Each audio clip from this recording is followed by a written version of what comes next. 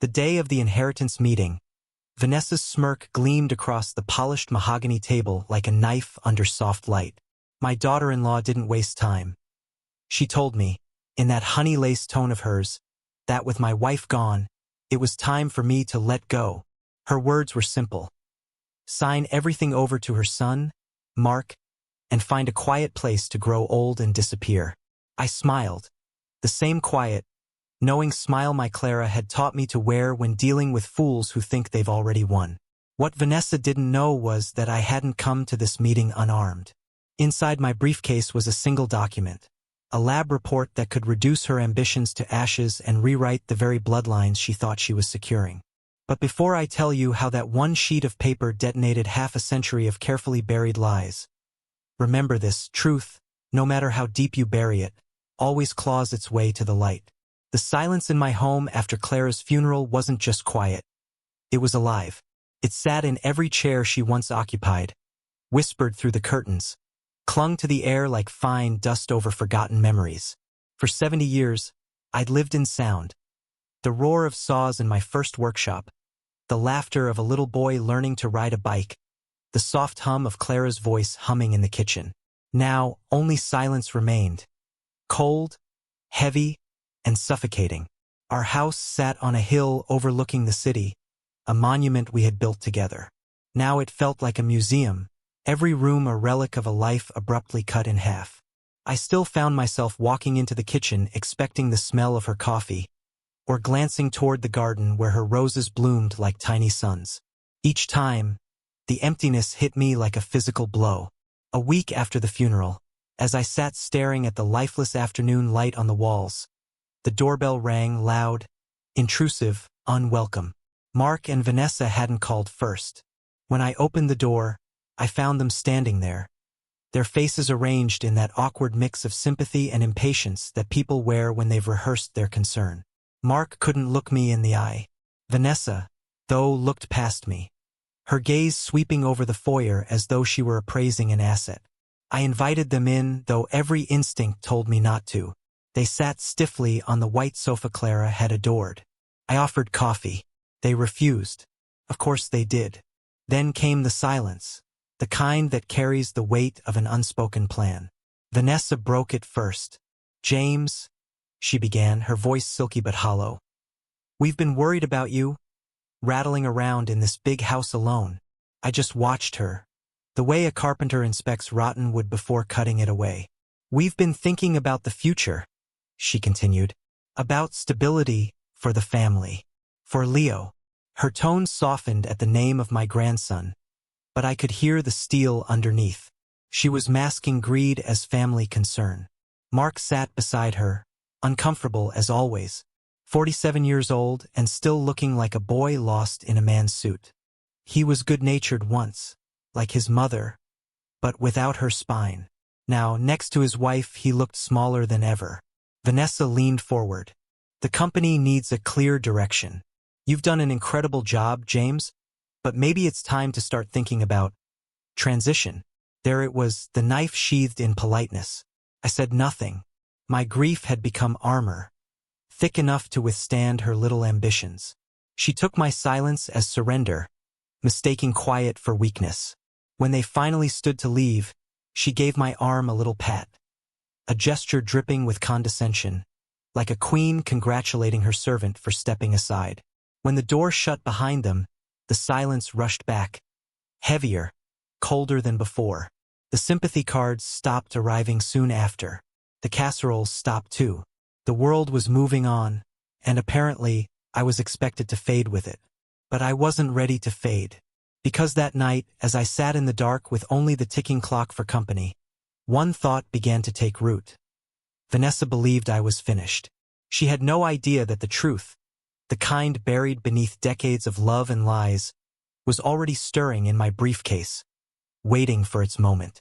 What secret was I carrying that could destroy everything Vanessa thought she'd inherited?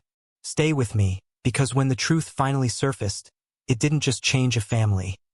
It rewrote a bloodline. It was on a Tuesday morning when the mask truly slipped. I was sitting in my study, the same one Clara had filled with sunlight and laughter, when the phone rang. For a brief moment, I thought it might be someone calling to check on me. Maybe an old friend.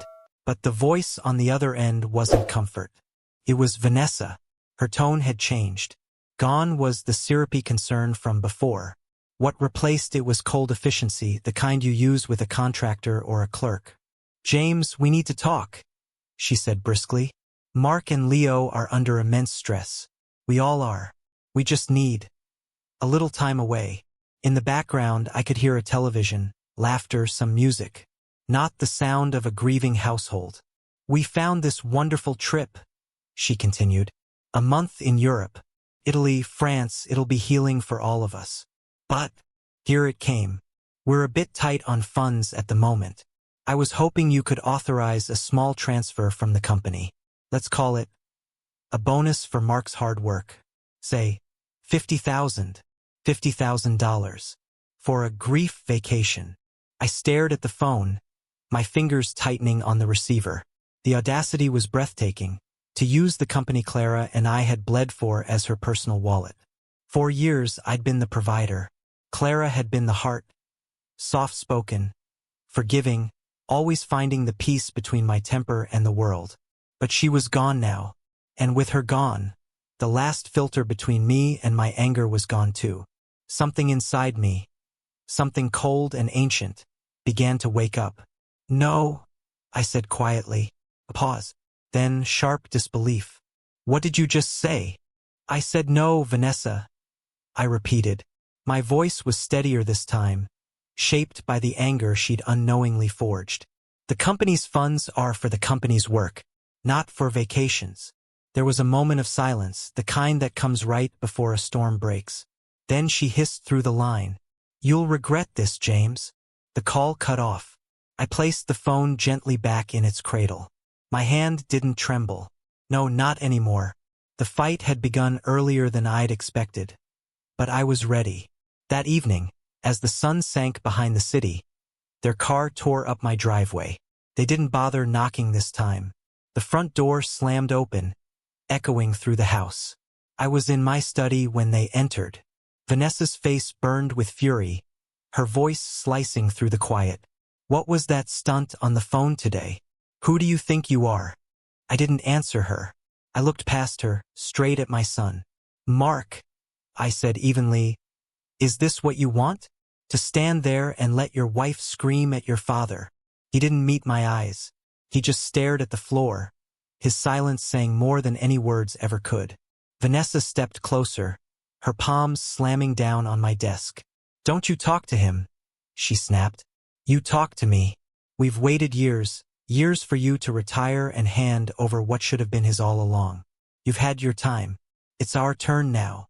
Her voice shook with rage, but there was triumph beneath it too. The confidence of someone who believed the war was already won. Then came the words that made the air in the room shift. "Clara was the only thing keeping this family together," she spat. "She was the buffer, the softness. But now she's gone, James. The buffer's gone. It's time you faced reality. The company, this house, all of it belongs to Mark. Your time is over." The silence that followed was heavy enough to crush bone. I looked at my son again, one last time, searching for even a flicker of loyalty, a trace of the boy Clara had raised with love. But there was nothing. Just a man standing behind his wife's shadow, letting her speak for him, fight for him, control him. That was when something inside me finally broke, or maybe it solidified. The grief didn't vanish. It just transformed, turned sharp, clear, purposeful. I saw the truth for what it was. The family I thought I had was gone. Clara's death hadn't just ended a marriage. It had stripped away the illusion she'd spent decades holding together. I gave a slow nod, the kind that carries the weight of finality. "I understand," I said softly. "Completely." They didn't realize it, but that was the moment the war truly began. When they left, the house was quiet again. But the silence wasn't the same anymore. It wasn't mournful. It was waiting. That night, sleep never came. The bed was cold, the air still, and my thoughts restless. By morning, I knew what I had to do, to go somewhere Clara's presence still lingered, somewhere untouched by the poison her death had stirred. That's what led me to the attic. I thought I was going to the attic to find comfort in old memories. I had no idea I was about to uncover the secret that would burn the last remains of my past to ashes. The attic smelled like cedar, dust, and old ghosts. Morning light cut through the small round window, slicing the still air into golden stripes that shimmered with drifting motes. Every inch of that room carried Clara's touch, her careful labeling, her delicate handwriting on boxes, the faint scent of her perfume trapped in the wood. I'd gone up there seeking her. Not her memory, not her photo, the woman whose warmth had held my world together for almost 50 years. But what I found instead was the beginning of the end. I trailed my fingers across the relics of our life. The wooden rocking horse Mark had once ridden until its ear broke clean off, the boxes of old vinyl records from our courtship, the piles of National Geographic magazines I swore I'd read again someday. Each item whispered fragments of another life. A time when laughter was easy, and love was simple. In the far corner stood her sewing table, draped under a white sheet. I could almost see her sitting there, threading a needle, humming under her breath, her eyes soft with contentment. I reached out, brushing the edge of the sheet, but my hand caught something else. A loose floorboard. It shifted slightly beneath my touch. Barely noticeable, but enough to stir my curiosity. Something inside me, the same instinct that had built a company from nothing, urged me to pry deeper. I knelt down, slipped my fingers into the crack, and lifted. The board came up easily. Beneath it, in the shallow cavity of the floor, was a box. Small, wooden, dark cedar with a brass latch dulled by age. It wasn't something I recognized. Not one of the dozens of old containers filled with Christmas ornaments or tax papers. This had been hidden. Deliberately, I pulled it out. It was heavier than it looked. For a long time I just stared at it, caught between hesitation and hunger. I knew I was trespassing into something private, something Clara had wanted buried.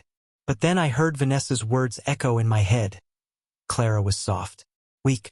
The buffer. No, Clara had never been weak. She'd just been quiet, and that quiet had always hidden something deeper. Maybe this box held the part of her I'd never known. The truth beneath her softness. I carried it to the patch of sunlight and sat cross-legged on the wooden floor. My knees cracked. A small reminder that time doesn't wait for anyone. I unlatched the box. A faint scent of dried flowers escaped, the kind Clara always kept in her dresser drawers. Inside was a pressed gardenia, brown and fragile with age, her favorite flower. Beneath it lay a black and white photograph of a young man with wavy dark hair and a smile that radiated confidence. He wasn't me. He wasn't anyone I recognized. And under the photo were letters, dozens of them, bundled neatly with faded blue silk ribbon. My hands trembled as I lifted the first one. The paper was thin, nearly translucent. The ink faded to soft gray. My dearest Clara, it began. The handwriting was strong, masculine, elegant. I read on. Each word bled with youth, passion, longing. He wrote about dreams they'd shared, books they'd loved, the life they wanted to build together. The letters were intimate, too intimate. The signature read, "Forever yours, Richard." I sat there for what felt like hours, reading letter after letter, watching the shape of my wife's life before me reform into something I'd never imagined. This wasn't the Clara I knew, the careful, gentle woman who smoothed over every storm. This was a Clara filled with hunger and hope, a woman in love with another man. The sting was sharp but strangely distant. I was hurt, yes, but not angry. Not yet. Those letters were from a time before me, a chapter of her life I'd never been meant to read. If it had ended before we met, I could forgive it. I almost did. I reached to retie the ribbon, to close that chapter forever. But my hand brushed against something at the bottom of the box. Another bundle. Smaller. Tied not with blue silk, but with a dark, almost black ribbon. The postmark on the top envelope froze my breath. 1978. 2 years after our wedding. My pulse thundered in my ears. This wasn't a relic of youth. It was a secret buried during our life together. The letters felt different. The paper thinner, the ink darker, written with a trembling urgency. I unfolded the first one. It was from him. From Richard. The tone was no longer bright and hopeful. It was aching. Heavy. He wrote of a life lived far away, of seeing Clara's photo in the paper beside me after a charity event. You were smiling, he wrote. I hope it was real. For your sake. I hope it was. My chest tightened as I read further. He spoke of her pregnancy. He wrote not like an old lover, but like a man mourning something he had lost. And then, the line that changed everything. I know we agreed it was for the best, that a child needs a complete home, a father who's there. But Clara, the thought of my child, our child, calling another man father. The words swam before my eyes. Our child. I felt the floor tilt beneath me. My breath came in sharp bursts, like I was drowning in air. No, couldn't be. It had to be a lie, the ramblings of a heartbroken man who couldn't let go. But the seed had been planted, and it began to spread, wrapping itself around every memory, every smile, every moment I'd ever shared with my son. Mark had never looked like me. Everyone always said, he's all Clara. Her eyes, her smile, her mannerisms. I'd laughed it off before, but now those same words sounded like a verdict. The attic seemed to close in around me. The dust, the silence, the weight of 47 years pressing down. I reached for the last letter in the bundle. The postmark read Spring, 1979, a few months after Mark was born. It was short. Farewell. Richard wrote that he was leaving, that he couldn't stay so close anymore. And then, the final paragraph, the one that broke the world in half. I will go to my grave loving you and our little boy, even if he carries another man's name. The light from the attic window dimmed. My pulse faded into a distant hum. That single line had turned my entire life into a stranger's story. 47 years of love, undone by a single sentence. But that sentence wasn't the end of my story. It was the beginning of the truth I was about to unleash. I don't remember leaving the attic. One moment I was on the floor, surrounded by dust and broken illusions, and the next, I was standing in the hallway. The letters clutched to my chest like a lifeline I didn't want but couldn't let go. The house felt different now.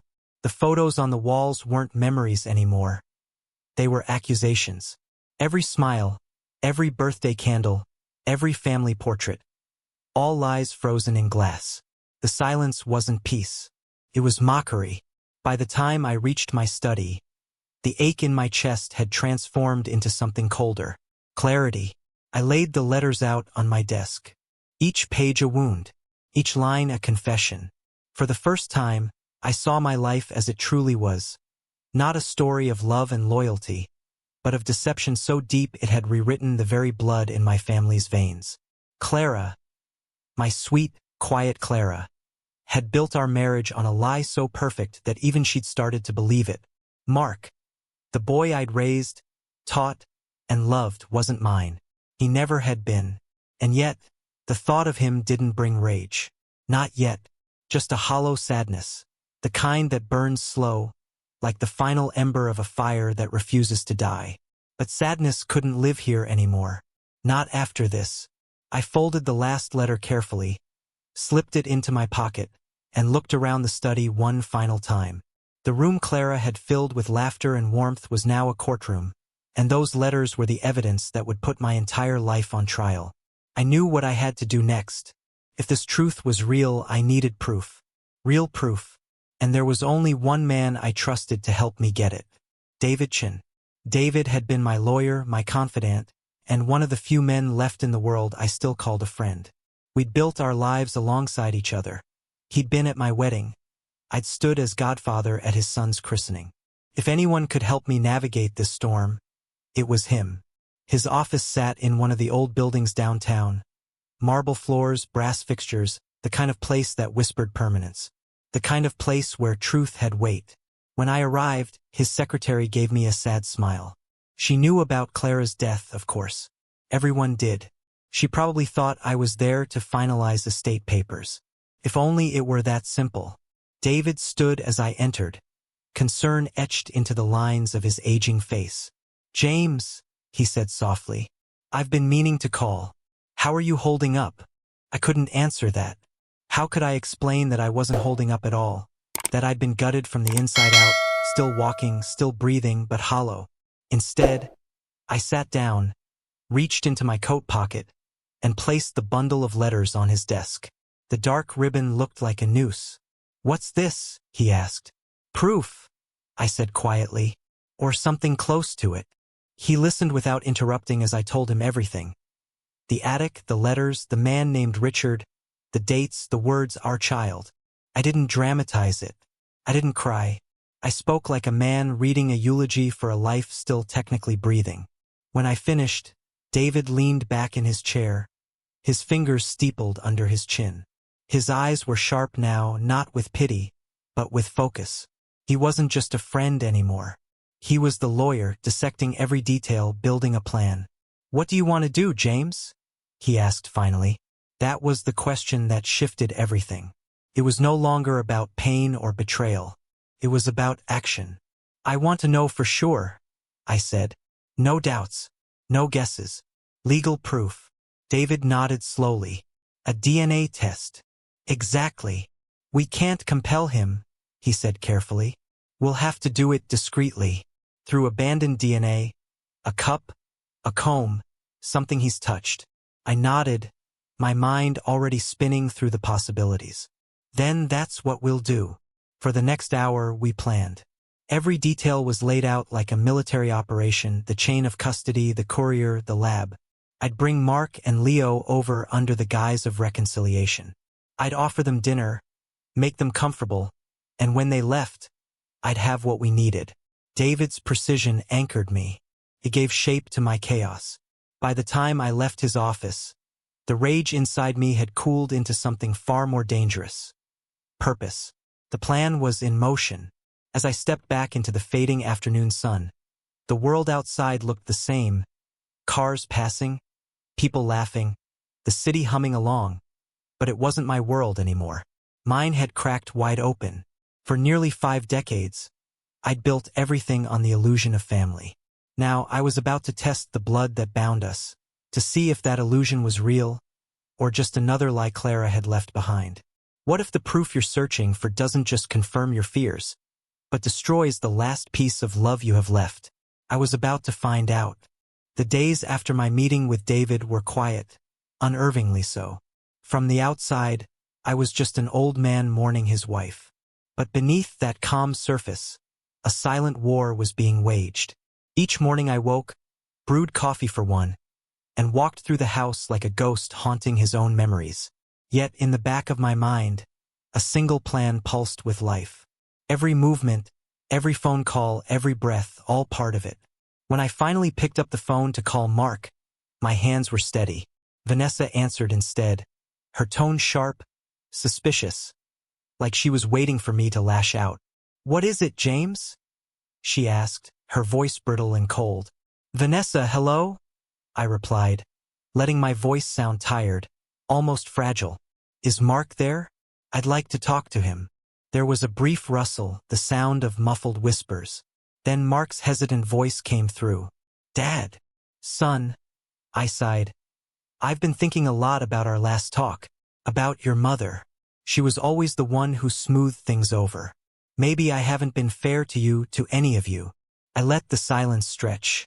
I could almost hear Vanessa holding her breath beside him, waiting, calculating. "I was hoping," I continued, "that you and Leo might come for dinner this Friday. No lawyers, no tension, just us to clear the air." Another silence, broken only by the faint hum of Vanessa whispering urgently. Then Mark said softly, "Yeah, Dad, that sounds good." "Good," I replied. 7 o'clock. When I hung up, the mask slipped from my face. The warmth, the apology, all of it had been performance. The first move had been made. David and I spent the next few days in constant contact. His office became our war room. We reviewed every document, from the founding charter of Callahan Interiors to the fine print in Clara's will.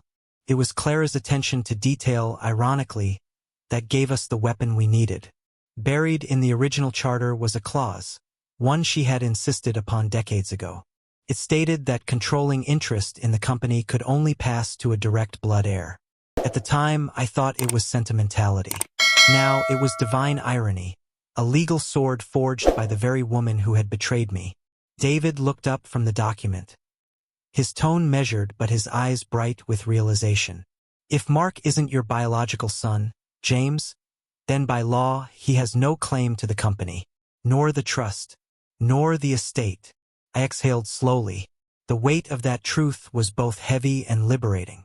Then we make sure of it, I said.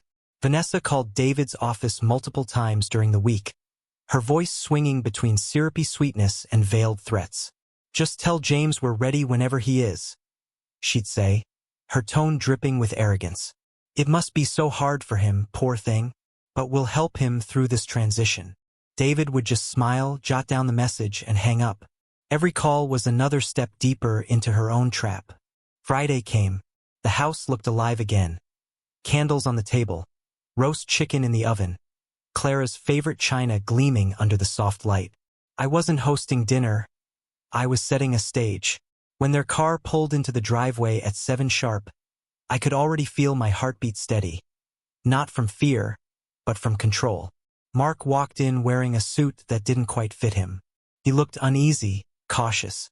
Behind him, Leo scrolled on his phone, his teenage indifference radiating from every step. And then there was Vanessa, all smiles and false affection. James, she cooed. The house looks wonderful. You're holding up so well. I smiled back, the kind of smile that doesn't touch the eyes. Come in, I said. Dinner's ready. The evening played out like a farce. I told stories from the company's early days, feigned nostalgia, laughed at memories that now tasted like ash. Every word, every gesture was rehearsed. When Mark sat down, I poured him a glass of water. I watched him lift it, his fingerprints clear on the glass, his lips touching the rim. That was all I needed. I'm glad we're doing this, he said quietly, as if afraid Vanessa might disapprove. So am I, son, I replied. That word, son, felt heavier than it ever had before. But I said it anyway because soon it wouldn't belong to me. An hour later, they left. I walked them to the door, shook Mark's hand, and smiled. I'm looking forward to our next meeting, I said. I think we'll finally come to an understanding.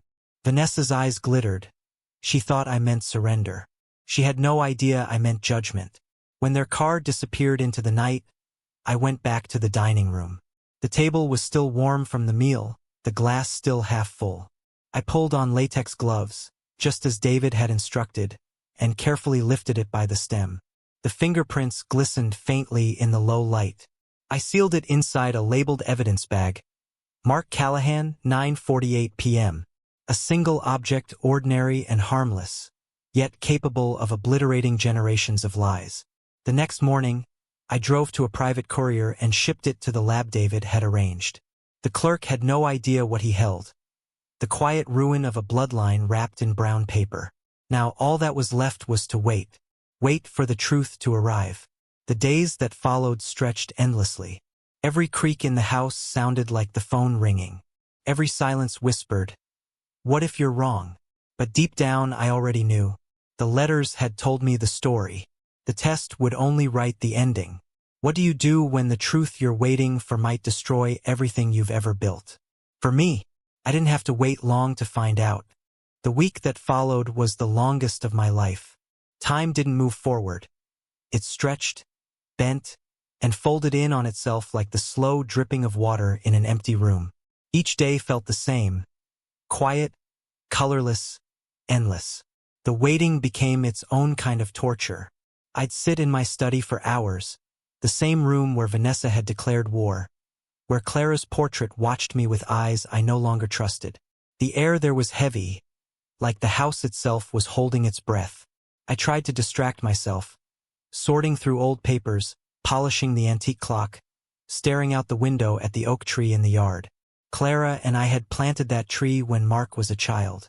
Its branches were golden now, shimmering in the autumn wind, beautiful, eternal, and utterly indifferent to the chaos eating me alive.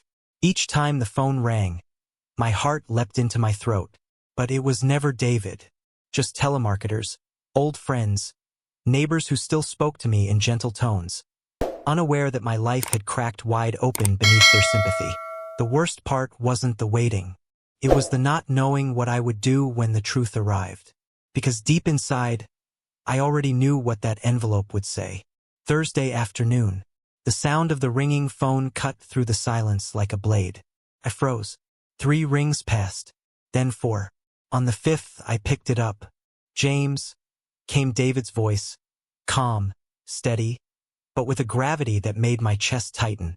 He didn't waste time with condolences or small talk. "The report just arrived," he said softly. "I have the results right here." The world around me shrank. The ticking of the clock, the hum of the wind outside, even the faint creak of the floor, all faded into nothing. "Tell me," I said. There was a pause, brief but heavy enough to split the air in two. Then came the words that would carve themselves into my mind forever. "The probability of paternity is 0%. 0. Not 80, not 50, not even 10.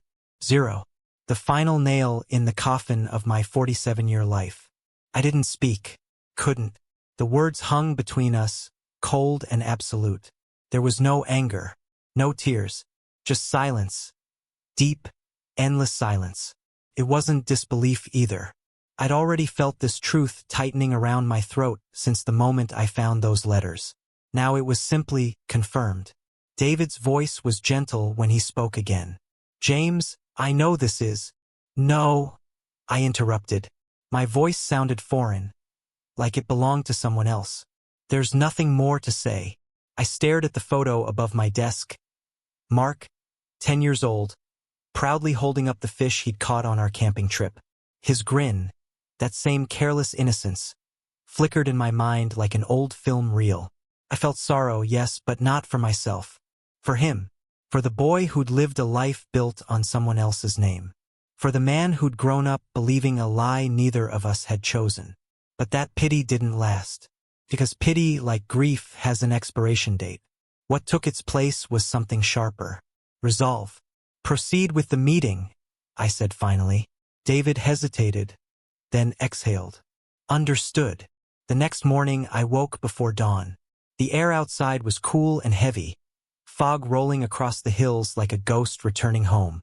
I dressed in my old gray suit, the same one I wore when Clara and I opened our first showroom. Back then, it had been a symbol of pride. Today, it was armor. I drove to the company building, the headquarters of Callahan Interiors. The sign gleamed in the morning light, just as it always had. But now, even that name felt false. I walked through the workshop, greeted by familiar faces. Men who'd been with me from the beginning. Craftsmen who had built my dreams into wood and steel. They nodded respectfully, unaware of the storm I carried behind my calm expression. Upstairs, the boardroom awaited. The same one where I had signed contracts, built partnerships, and planned expansions. At its center stood the table, my masterpiece. Solid black walnut. 6 months of work. It had once represented creation. Today, it would witness destruction. When they arrived, they came like conquerors. Vanessa entered first, dressed in a flawless navy suit, her heels clicking across the polished floor. Her expression was smug, triumphant, a queen ready to claim her throne.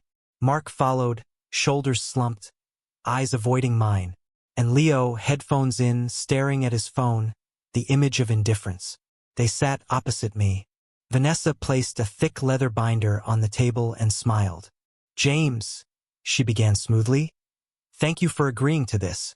I know it must be hard, but Clara would have wanted this transition to be peaceful." Clara's name from her mouth felt like poison, but I said nothing. I simply watched her, calm, unreadable. She opened the binder and began her performance. Charts, graphs, legal phrases, strategic transition plan, generational transfer of leadership. Beneath all the polished words was the same message she'd delivered weeks ago. "Step aside, old man. Your time is over." When she finished, she smiled sweetly and said, "We've even prepared a generous retirement package. You'll be very comfortable. We'll handle everything from here." I looked at Mark. He couldn't meet my eyes. Leo yawned. It was almost beautiful in a twisted way how confidently they presented their betrayal, how sure they were of their victory. When Vanessa finally stopped talking, the silence returned, thick, waiting. I nodded slowly, reached down beside my chair, and placed my briefcase on the table. It looked small next to her heavy binder, but what it held would end the Callahan legacy she thought she was inheriting. I leaned back, folded my hands, and smiled faintly. "That was a very thorough presentation, Vanessa," I said softly. "But I believe you've overlooked a few things. They thought I was an old man signing his legacy away, but what I brought to that meeting would tear the Callahan name out of their blood forever." The air in the boardroom was thick, still electric, waiting to break. Vanessa's smile flickered for just a moment, that confident veneer slipping as she caught the glint in my eyes. "What's so funny?" she asked sharply. I didn't answer. I simply rested my hand on the briefcase beside me, the same one that had once carried contracts, blueprints, and dreams. Today it carried something far heavier. "You've made quite the presentation," I said evenly. "Very detailed. But before we sign anything, there are a few documents of my own we need to review." The words barely left my mouth before there came a knock on the door. Firm, deliberate. The sound sliced through the silence like a verdict. Vanessa flinched. Mark's head snapped toward the door. Even Leo looked up from his phone, finally sensing that something was wrong. "Come in," I said calmly. The door opened, and David Chun stepped inside. He was immaculate as always, gray suit pressed to perfection, silver hair neatly combed, briefcase in hand. But it wasn't his appearance that shifted the room. It was his presence. In an instant, the atmosphere changed. This was no longer a family discussion. This was a reckoning. Vanessa's expression faltered, her mouth parting slightly as she processed what she was seeing. David Chun, my lawyer, my oldest friend, walking into my meeting, not hers. "David?" I greeted, my tone calm, controlled. He nodded to me with quiet respect before turning to face her. "Mrs. Callahan," he said politely. "Mr. Callahan." Mark gave a weak nod. Vanessa, however, sat straighter, her chin lifting in defiance. "I wasn't aware James had involved outside counsel," she said coldly. "Oh, this isn't outside counsel," David replied smoothly, setting his briefcase on the table.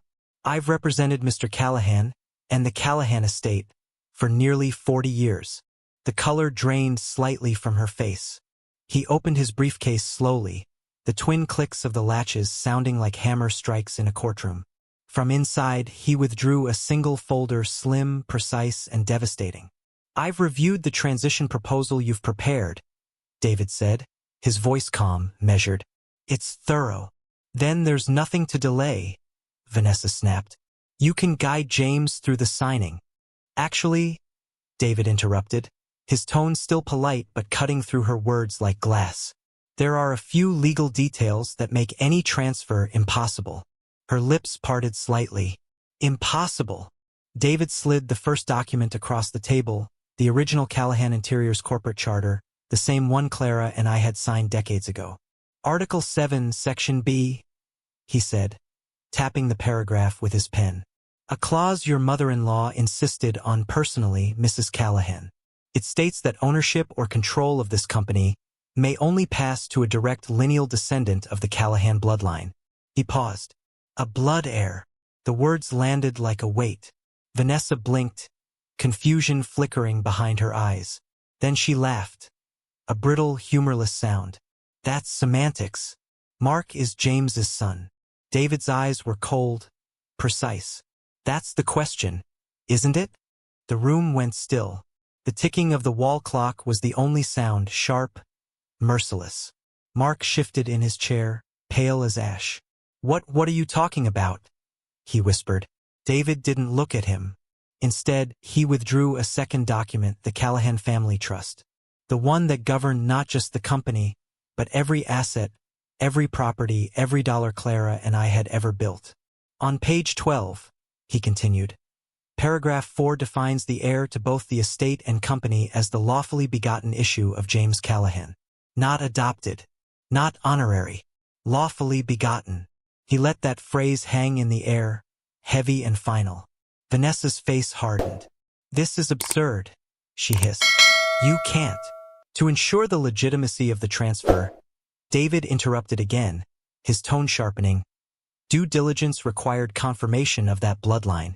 From his briefcase, he withdrew a sealed white envelope, crisp, official, stamped with the insignia of a certified laboratory. He held it up, his gaze sweeping across the table. Vanessa's eyes widened. Mark's breath caught. Leo froze, staring as if the air itself had thickened. Contained in this envelope, David said quietly, are the results of a genetic comparison analysis between Mr. James Callahan and the man you call his son. The silence that followed was absolute. Vanessa's hands gripped the edge of the table. You didn't, she whispered. David broke the seal with a soft, deliberate tear. He unfolded the paper, scanned it once, and then looked up. His voice was steady, but it carried the weight of finality. The analysis concludes, with a confidence of 99.999%, that Mr. Mark Callahan shares no genetic markers with Mr. James Callahan. The probability of paternity is 0%. The world stopped.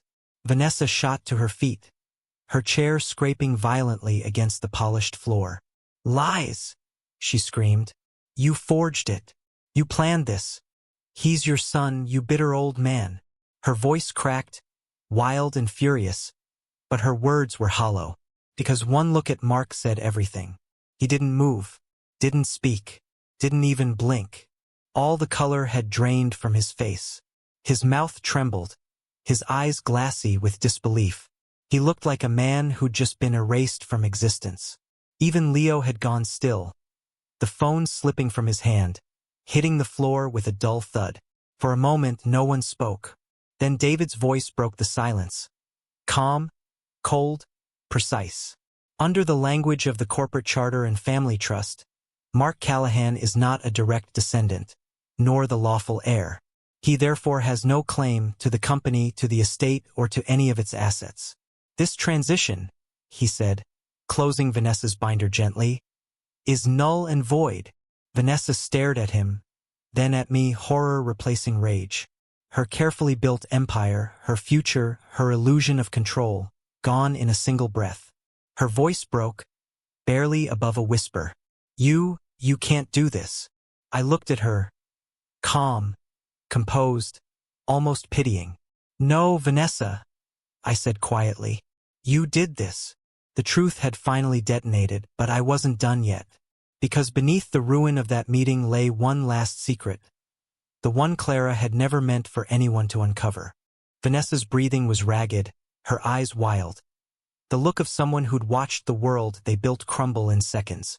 Mark sat motionless beside her, face ashen, staring at the document in David's hand like it was written in fire. For the first time in his life, he looked small.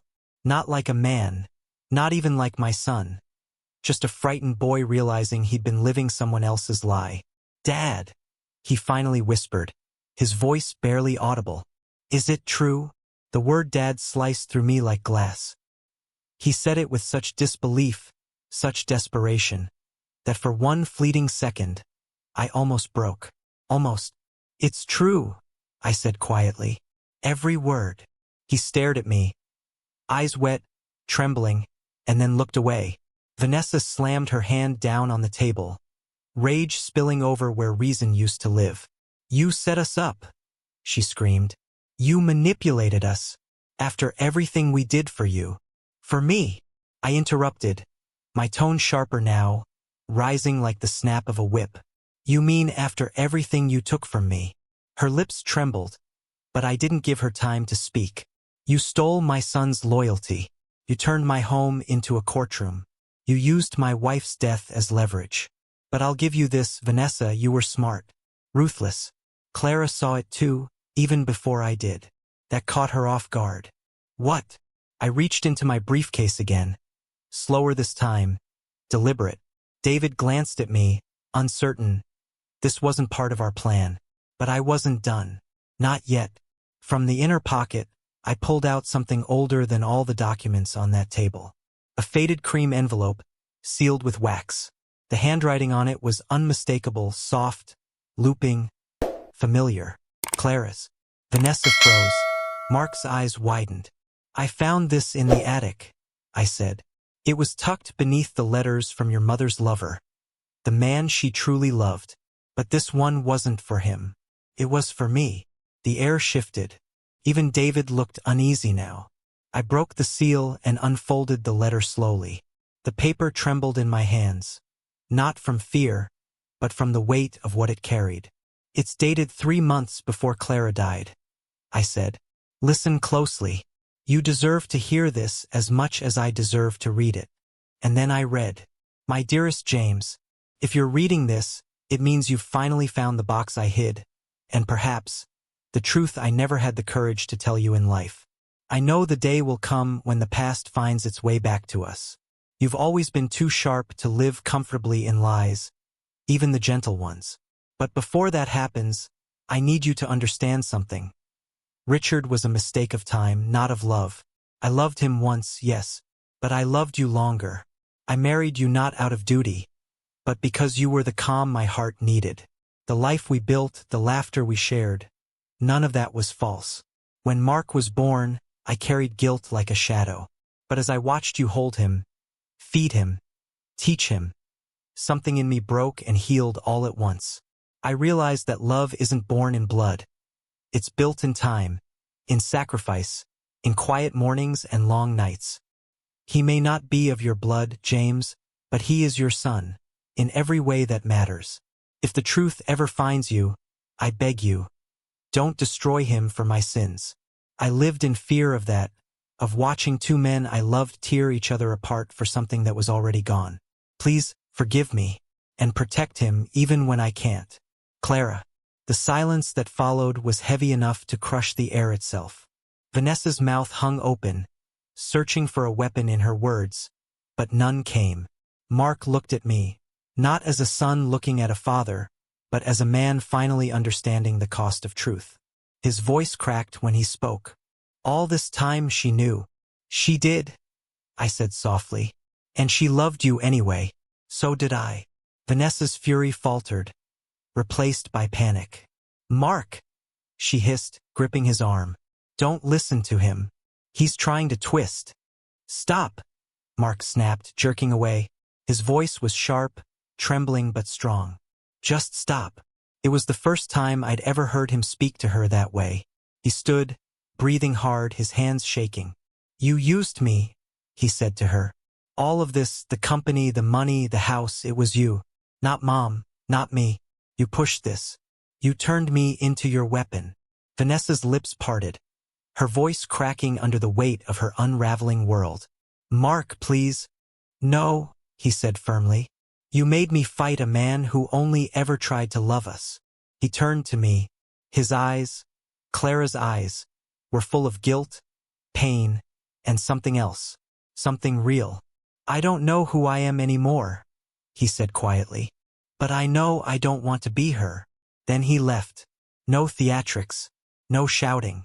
Just the quiet footsteps of a man walking away from the ruins of his life. Vanessa stood there, trembling, eyes darting between me and the empty doorway. You think this is victory? She spat. You think you've won? I rose slowly, meeting her gaze. No, I said. There are no winners here. Only survivors. Her fury broke. She turned, snatched her purse and stormed out, her heels clicking like gunshots down the marble hall. And then, there was silence. Pure. Final. David gathered the documents quietly, his expression somber. Are you all right? He asked. I didn't answer. I just looked down at the letter in my hand.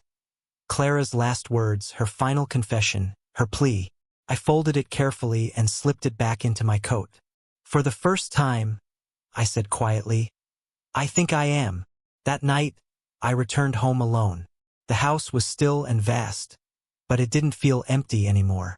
I poured myself a glass of whiskey, sat in my old chair by the window, and looked out at the oak tree swaying in the moonlight. The ghosts were quieter now, not gone but at peace. I raised the glass toward the darkness and whispered, Rest, Clara. The truth's finally home. Outside, the wind sighed through the branches, gentle, forgiving, almost like her voice. And for the first time in a long, long time, I slept. Some stories don't end with revenge. They end with revelation. And sometimes the truth doesn't set you free. It just teaches you how to live with the ghosts that never leave.